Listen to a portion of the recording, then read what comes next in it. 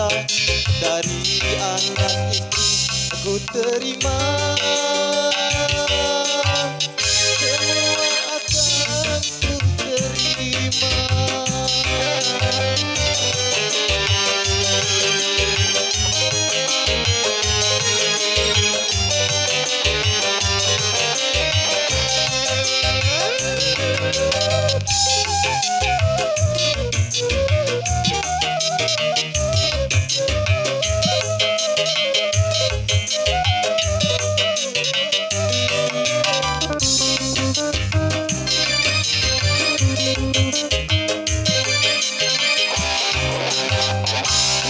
Pistol putih ini yang telah meracuni hingga aku jadi begini.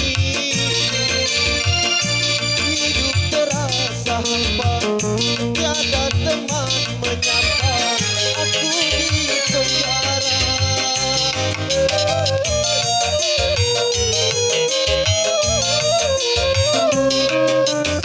Bukan cuma harta benda yang telah habis semua, tapi cinta yang aku punya kini mulai terbagi, tak pernah datang lagi. Entah mengapa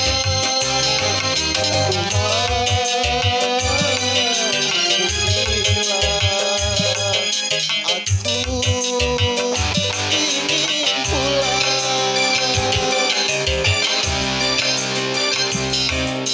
malam semakin mendekat, tiada selimut yang dapat menghangatkan.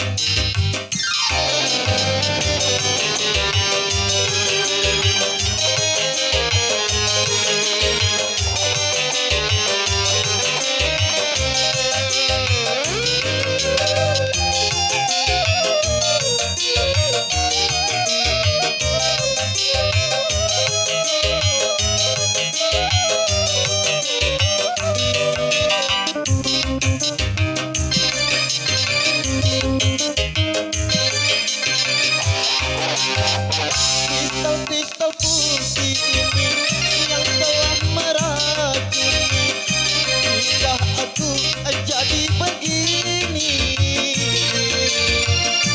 Hidup terasa hampa, tiada teman menyapa, aku di penjara.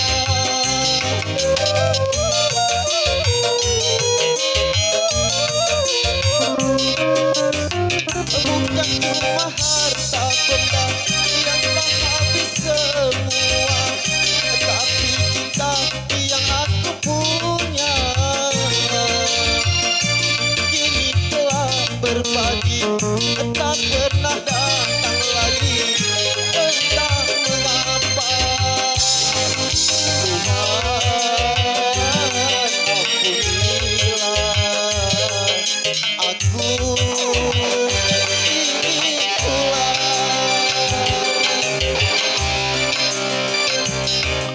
Malam semakin mendekat, tiada selimut yang dapat menghangatkan.